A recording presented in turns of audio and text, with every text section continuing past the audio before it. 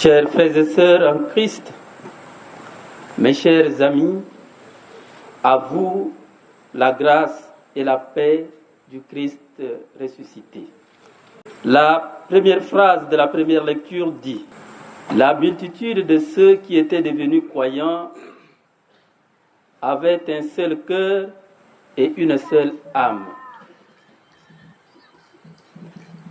Cette phrase du livre des Actes des Apôtres rime bien avec l'existence de notre association et le cadre des rencontres réalisées dans cette association. Nous pouvons aisément paraphraser cette phrase en disant: la multitude de ceux qui sont devenus prêtres diocésains au Tchad ont un seul cœur et une seule âme.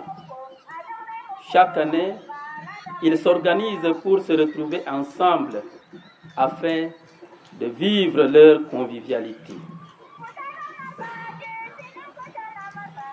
Le livre des Actes des Apôtres nous trace un bon chemin qui oriente à revisiter la vie des apôtres et la communauté des premiers chrétiens. Ceci dans le but de redynamiser toujours la communion fraternelle des disciples. Le modèle est appuyé dans la communion fraternelle des disciples avec Jésus et dans la communion fraternelle des disciples au niveau de la communauté des premiers chrétiens. Modèle de la communion fraternelle des disciples avec Jésus. Les évangiles soulignent que Jésus a constitué l'équipe des 12 pour être avec lui. Le premier objectif, c'est la communion fraternelle entre les disciples et la communion avec le Maître. Pour concrétiser cette communion, Jésus passe plus de temps avec ses disciples. Il les forme. Il partage avec eux tout ce qu'il reçoit du Père. Il les associe à ces moments de joie et de peine. Il établit avec eux une vraie amitié. Vous êtes mes amis, a-t-il dit dans l'évangile de Jean. Les amis peuvent passer des heures ensemble sans se rendre compte du temps qui passe. Les amis ne se cachent rien. Les amis se soutiennent dans des moments de joie et dans des moments de difficulté. Ils s'entraident.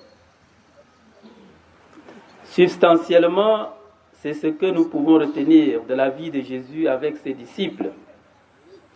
Cela est un exemple, un modèle pour les disciples de tous les temps.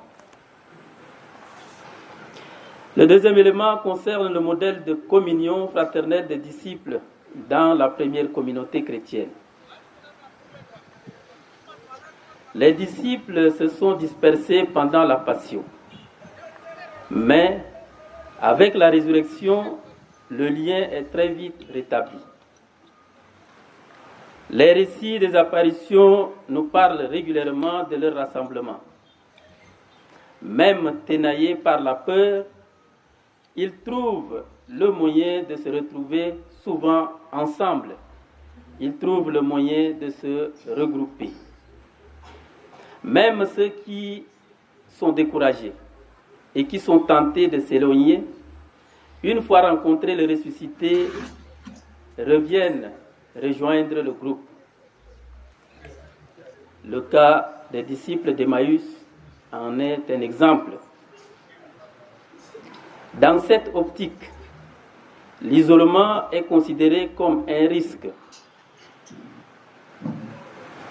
Thomas a failli rater l'essentiel parce qu'il n'était pas avec les autres, parce qu'il s'est momentanément isolé.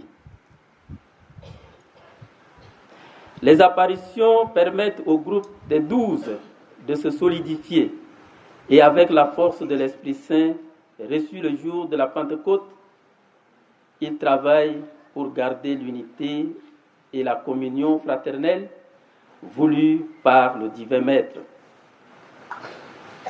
La première lecture de la liturgie du dimanche dernier en a fait écho avec les 4 piliers, à savoir l'enseignement des apôtres, la communion fraternelle, la fraction du pain et les prières.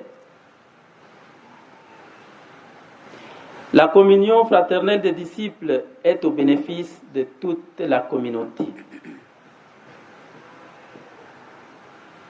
Le chemin tracé est d'avoir les disciples unis qui vivent la communion fraternelle et la communauté chrétienne unie qui vit la communion fraternelle.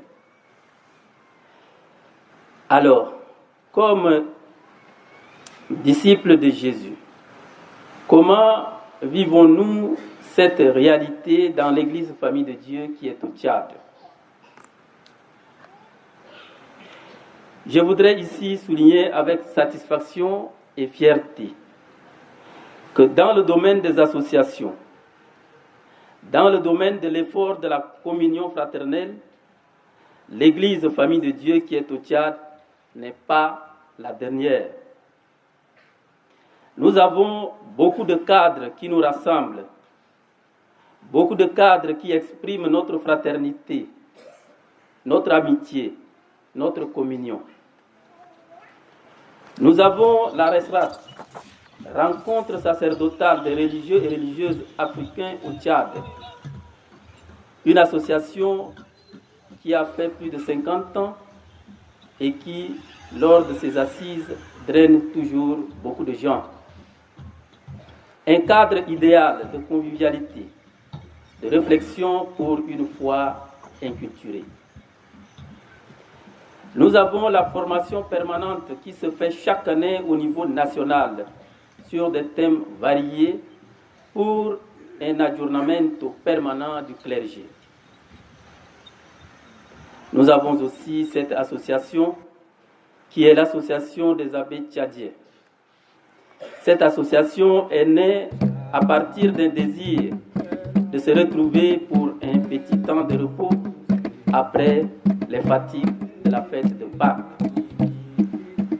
Un retrait, une retrouvaille, comme le Christ a fait avec ses disciples, pour le repos, pour les partages. Le choix de faire le tour des diocèses permet de s'imprégner un peu des réalités de chaque diocèse. C'est une vraie richesse pour les diocèses et une vraie richesse pour les participants. Les associations nationales que nous avons au Tchad, au niveau de notre Église,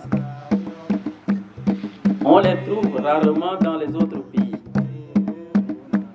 Dans beaucoup de pays, c'est vrai, il y a des associations, mais beaucoup plus au niveau des diocèses.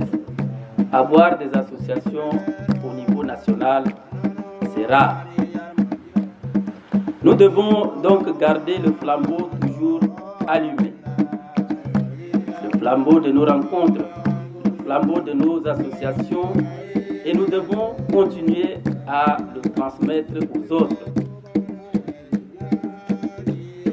C'est l'occasion ici de féliciter ceux qui croient à ces groupements, à ces associations, à ces cadres de convivialité et qui usent de leur temps et de leurs compétences pour leur bonne marche. C'est aussi l'occasion de remercier tous ceux qui, chaque année, ménagent leur temps pour participer aux différentes rencontres. À l'opposé de ceux qui travaillent pour être présents, pour croire aux associations, une exhortation forte est à faire à ceux qui ont tendance à s'isoler, à ceux qui trouvent toujours des prétextes pour être absents. Notons bien, L'isolement ne rime pas avec le sacerdoce. L'isolement ne rime pas avec le sacerdoce. C'est vrai, le Christ nous appelle individuellement, mais pour une communion fraternelle, pour un travail en équipe. Un prêtre qui s'isole beaucoup risque de s'égarer ou de se faire égarer. Comme j'ai souligné un peu plus haut dans mon homélie, que nos associations et notre communion fraternelle doivent être au service de la communauté, tout en vous présentant la joie de la communauté chrétienne du diocèse de Pala qui vous accueille, je vous présente le défi auquel nous faisons face actuellement pour que cela soit un sujet de prière. C'est le problème d'insécurité. Insécurité liée à l'enlèvement des personnes contre rançon. Actuellement, quelques personnes sont entre les mains des ravisseurs. Parmi les personnes enlevées, une fille en classe de première. La situation est grave et dans beaucoup de localités, la population vit dans la peur.